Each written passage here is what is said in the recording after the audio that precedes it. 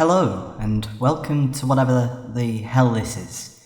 We're restrained by word count this evening, or morning, depending on when you're watching, listening, reading. So we might as well just jump into tonight's activities as quick as possible. First up tonight we've got Joseph with an adaptation of a Hans Christian Andersen story, The Story of a Mother. I haven't read that one, I haven't heard of that one. I guess without further ado, Joseph, do you want to take the stage? Yeah?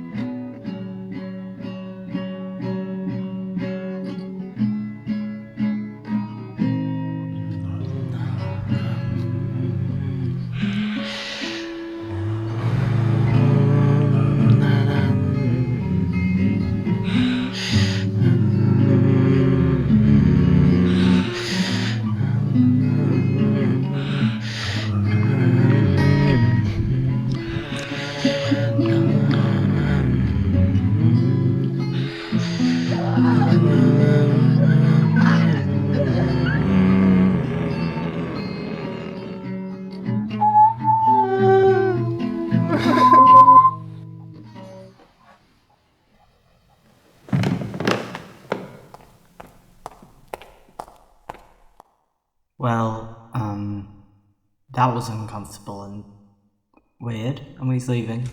I guess we might as well continue with our next talent for the evening. With a poem of some sorts, inspired by biblical things. Ghweulch. Yes, with poetry. Here they are. It was beneath Osamu's steel, where Babylus and Titlus appealed for possession of a baby. Created in God's image to judge a nation, and regally seated too high for them to see, King Solomon pursed his gates and permitted they greet him through prostration and admiration on their knees to plead. In this court, one of us has lied, one of us has not.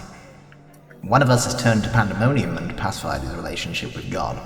You have little time to make your case, so I suggest you do not bore. As widows in the slums, together they raised their young for 20 days and 21. Morn broke, but no morning broke through Titlus's visage when he found his babe and found the pillow.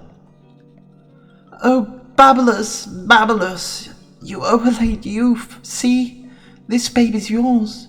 My babe here. Liar, Babylus retorted, staring at the sordid sight before him. Return my child, for I have thought of a twisted plot I'm certain you're employing. Titlus hesitated, gripping the child with her innocent eyes, and waited a while for the shocked Babylus to continue. The courts will prove you've taken my world, and now our world will punish you.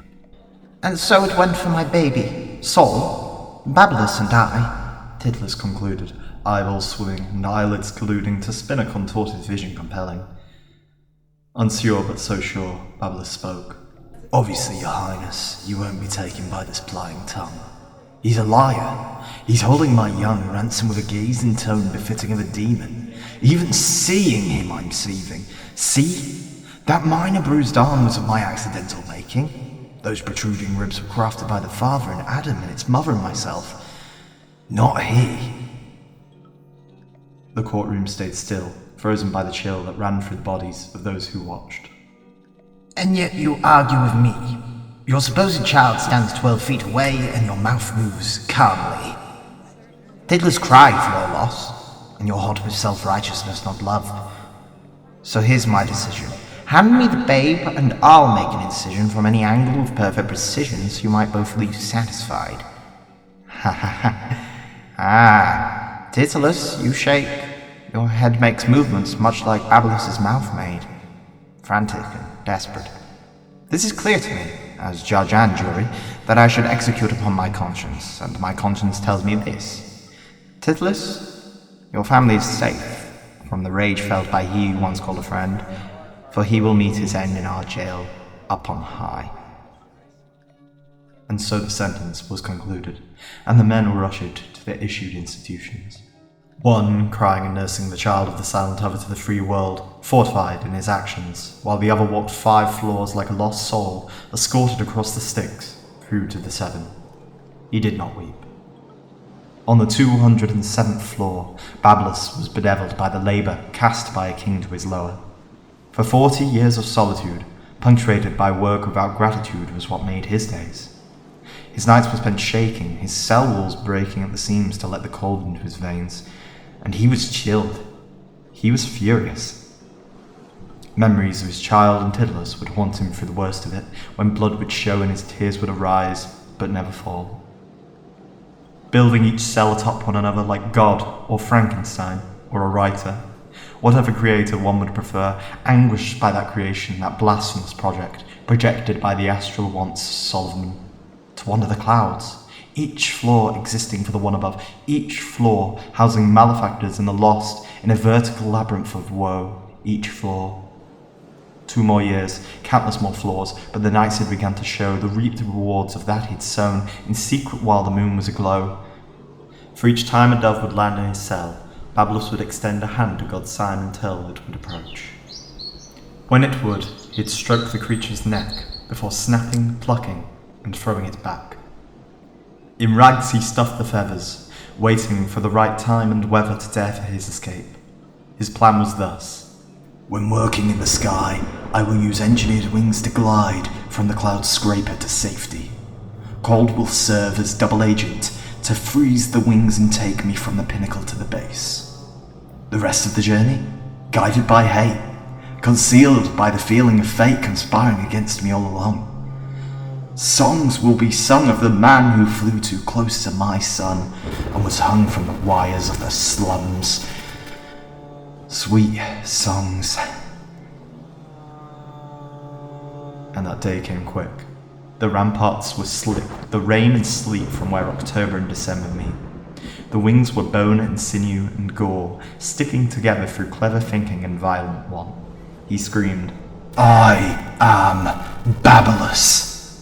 My pelvis and tendons have been shattered by the desire of kings and traitors like Judas and Ephialtus Trachus and Marcus Junius Brutus and Jesus. Let us not forget Titulus, the worst of us. Icarus be damned, I will land, take my son, and end my foe's reign. No reign will stop me. 'Tis not my enemy, but my friend. and then he leapt.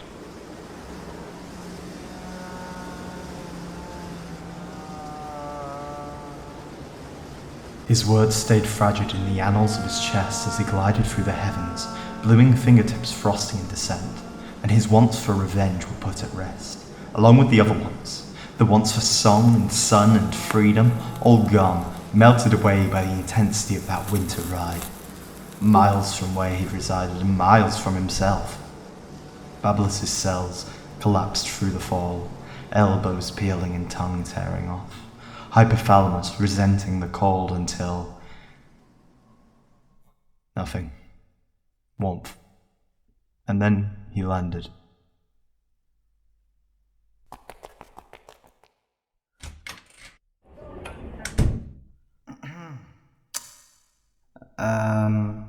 Yes, right, okay. Let me just check my notes.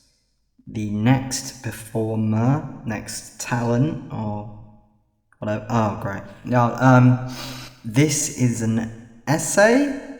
Podcast? What? Essay from Professor Grendel Champin, PhD. Please take the stage.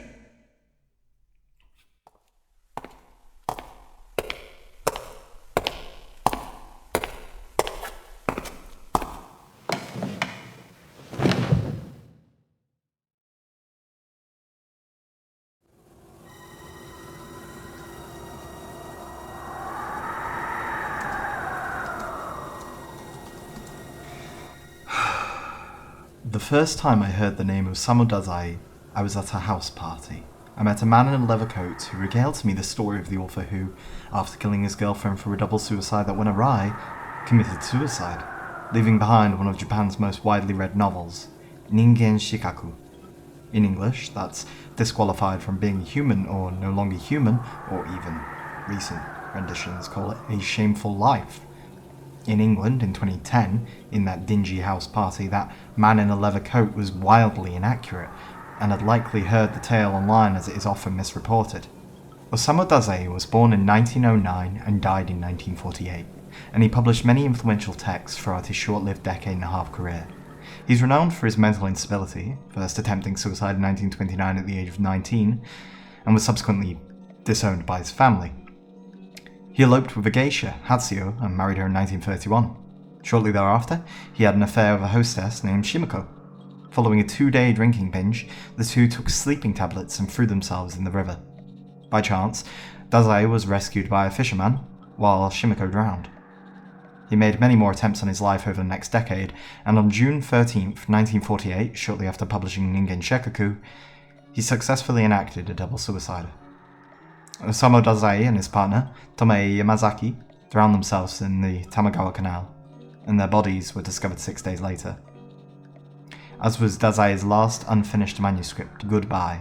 The first English translation of Ningen Shikaku was released in 1958, 10 years after its debut, and was universally panned for its inaccuracy and faulty prose. The last 60 years have comprised 2 other official translations.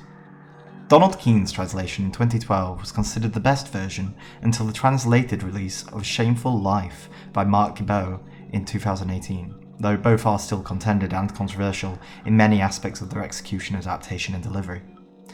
We've also received a handful of manga, film and anime adaptations of the work. It's a watakushi shoshetsu, that is, an I-novel, a genre of literary fiction mainstreamed in Japan and pioneered by works like Ningen Shikaku. Its closest Western equivalency would be somewhere between Catcher in the Rye and Ulysses in its semi-autobiographical, near-confessional, and stream-of-consciousness approach.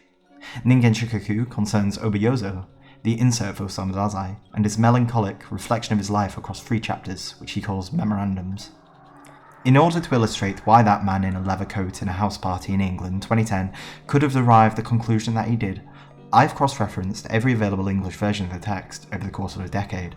I, myself, have derived a conclusion. I'll be focusing on Gibeau's A Shameful Life, episode 1 of the 2009 animated Aoibangaku anthology series, and both chapter 4 of Usamaru Furia's 2008 and chapter 7 of Junji Ito's 2017 manga adaptations. I'll be focusing particularly on the end of the second memorandum, which is often reallocated to the beginning in some adaptations, therein starting in media res.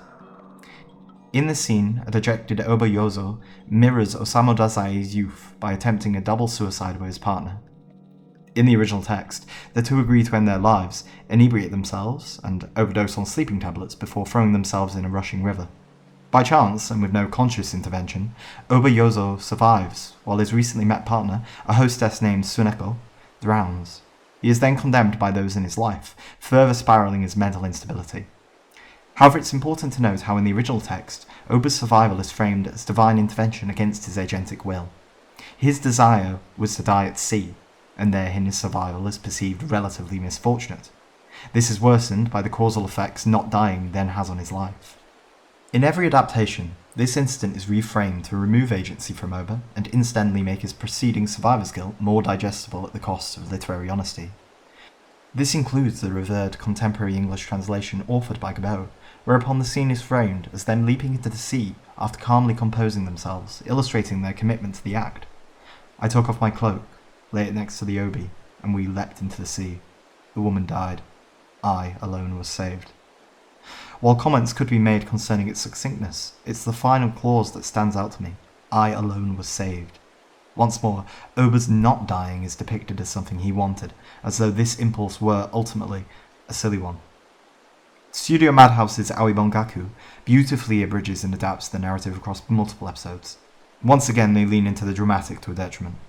Here, Oba, Yozo, and Tsuneko stumble up a stormy cliffside, the torrential maelstromic waves crashing against the rocks below. They each give a monologue. She tells Oba, "You should follow soon," and is then quickly pushed off the cliff by her beloved. Oba here is intentionally framed as an antisocial murderer, watching her willingly descend to her death before jumping himself. Even though the adaptation then shows Oba surviving through fate and against his will, the damage has already been done to the character.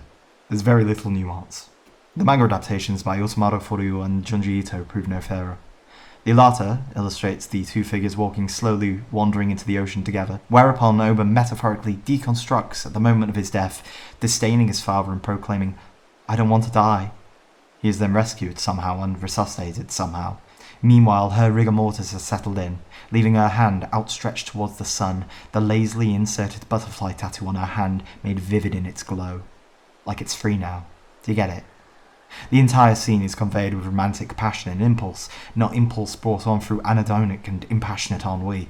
This is worsened by the copious amounts of water the two drink instead of alcohol, the omission of sleeping pills, and a line added moments before the act. Dying without registering what it meant seemed like an excellent idea. The notion of a double suicide even cheered up the both of us. The former adaptation by the critically acclaimed horror mangaka Junji Ito grotesquely depicts an uncomfortable blending of all these problems. In his rendition, in a way that can almost be interpreted as self-aware of these prior mistranslations, Ito engages in most of the issues I have with the other adaptations. Here, Oba and Tsuneko visit a cliffside, like in Aoi Bongaku, and prepare themselves by disrobing and intoxicating themselves, such as in the original text in Ghweulch's translation. However, Tsuneko enters cardiac arrest and swells horrifically, vomiting and wheezing to the floor, an immutative display. Oba prepares himself for death but hallucinates his dead sister, chastising him for the act, and in a moment of panic and fear, Oba pushes Tsuneko off of the cliffside while regretting the act. His agency has once more been muddled. And to make matters worse, Junji Ito included a beautiful, if not questionable, depiction of Osamu Dazai's attempted suicide with Shimako Tanabe. In this instance, Dazai is shown grabbing at grass to slow his descent into the river, muddying the agentic subtext even more while drawing direct non-factual allusions to the author's lived experience. So, great, right? What does this matter? The Watakushi Shusetsu format blends the autobiographical with the fictional. When we adapt Oba Yozo, we adapt Osamu Dazai. When we falsely adapt Osamu Dazai, we alter our retrospective, nationally estranged interpretation of the author. In many respects, Ningen Shikaku, when paired with the unfinished manuscript Goodbye, act as pseudo-suicide notes for the disparaged author. We don't adapt Anne Frank very often for similar reasons, nor Sylvia Plath's The Bell Jar. While they all serve as beautiful introduction to the text, they are unfortunately diluting the motifs within. This symbiotically alters the contextual and factual reality surrounding the text. Meaning, man in a leather coat I met at a house party in 2010 in England, you were incorrect. The last surprise adaptation we'll look at is Polygon Pictures' 2019 film, Human Lost Ningen Shikaku. Set in Tokyo 21st C6, Human Lost tells the story of Yozo Obo, an intoxicated freedom fighter living on the outskirts of the dystopic city when he discovers he has superpowers. What?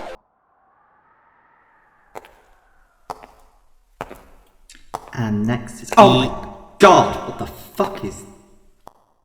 Gee, this is Grendel.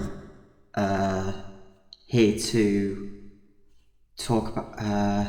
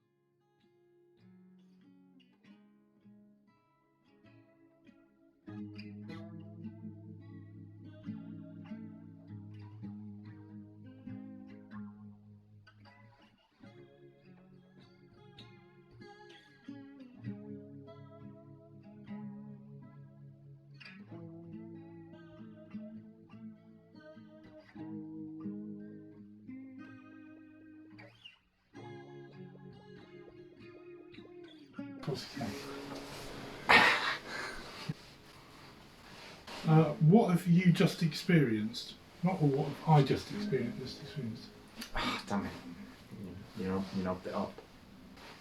So, exactly, what have I just experienced? A one-man talent show audiovisual presentation that attempts to bridge together all of my distant interests using the concept of familial loss, or losing a parent or being lost to a parent, while staying true to the assignment brief and the task of readaptation and rebranding. Why couldn't you simply do it normally?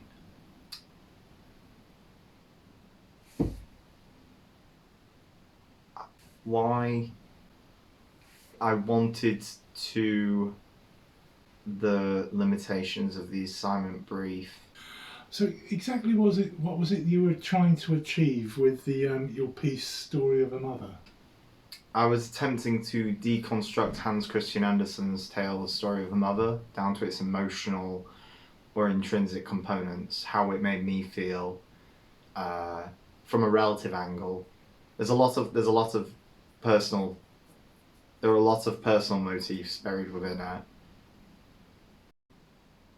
I wanted to reduce it. A lot of this project was focusing on minimalism and maximalism. The Story of a Mother was an attempt at minimalism. I took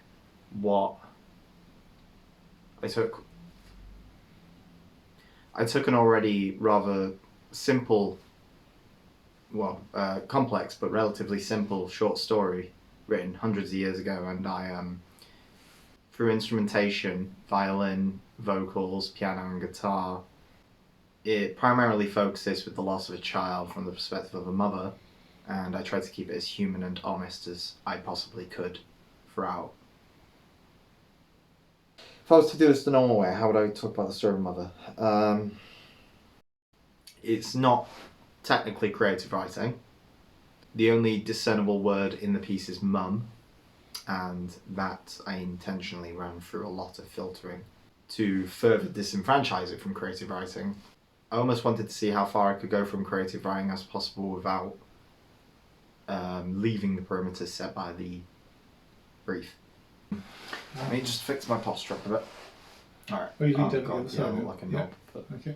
I recognise some of the story arcs and themes in your piece Babylus. Tell us a bit more about that. Babylus is inspired by Icarus, the Tower of Babel, King Solomon, elements of Noah, and the Shawshank Redemption. But really, while all of those texts, the correlative factor is their religious identity, Shawshank skirts on that. I aimed to give it a more scientific atheist perspective. There are elements of divine intervention or Deus Ex Machina in the text, but they can also be read as interpretational. A lot of that text is like that. Babylus as a character, his motives, his intentions, all of them are intentionally quite vague. But while the Story of a Mother discusses losing a child from the perspective of a mother, Babylus discusses the losing of a parent from the perspective of a father, or the losing of a parent from the perspective of a child, or the losing of a parent from the perspective of a parent. There are multiple ways of interpreting it, and the idea of fatherhood is embedded in text, obviously. Also, unlike A Story of a Mother, which is more minimalist in its approach to adaptation, I chose a more maximalist approach for Babylus, choosing loads of narratives which I feel have concurrent themes, or a concurrent theme, bridging them together into a wholly new modern-day mythos. It has an unreliable narrator and an unreliable protagonist. Whereas The Story of a Mother is a more honest, human portrayal of losing a child from the perspective of a mother, I'd say Babylus it's the story of someone slowly turning more into a monster, losing his humanity, metamorphosizing, changing into metamorphosing,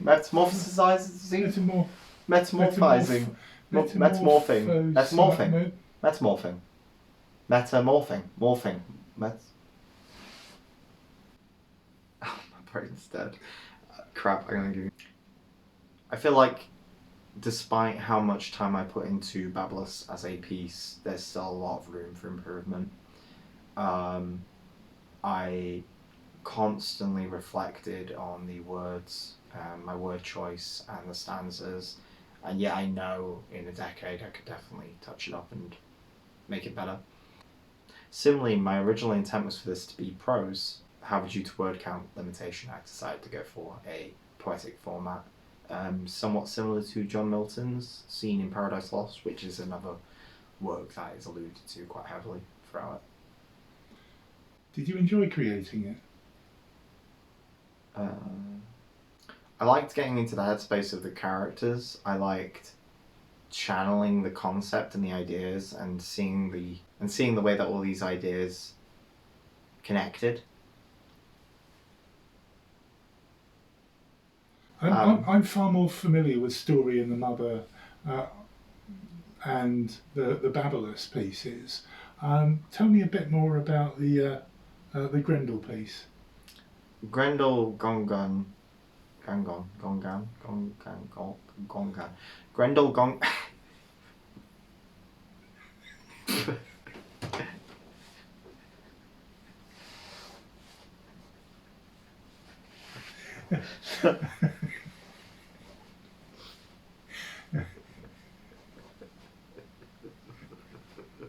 Grendel Gongan was inspired by the week we did on Beowulf, Seamus Heaney's adaptation on it, particularly a lecture done by our teacher Gregory, whereupon he rather enthusiastically performed his admiration for the original text's translation, which I enthusiastically and earnestly reciprocated.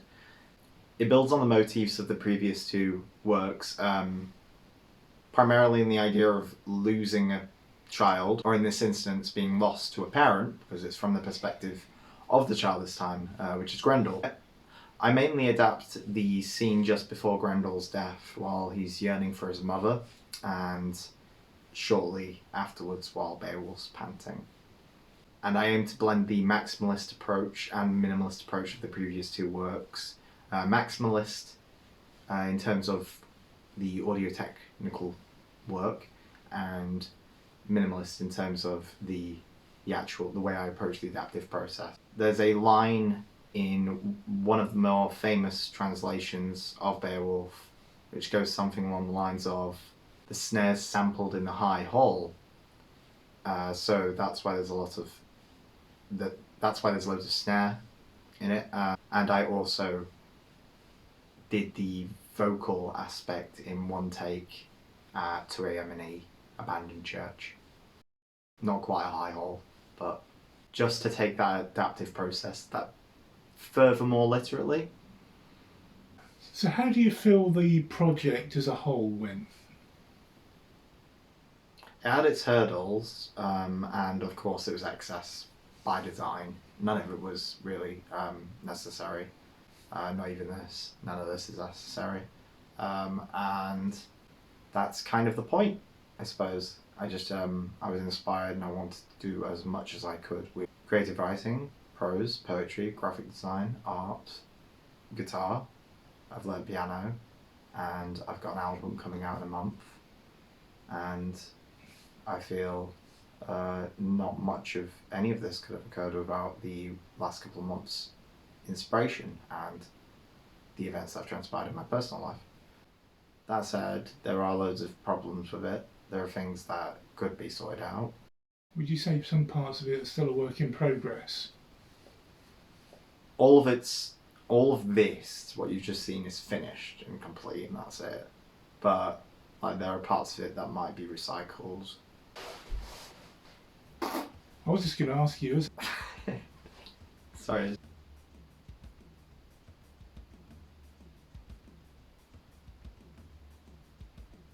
These nuts. do you like it? These nuts. You love it? Yeah, I like it. I made it to my ear. I made it for my preferences. Even now, the 750th time that I've looked back at it, I can notice a lot of faults, but I enjoy it. How do you feel about the final product?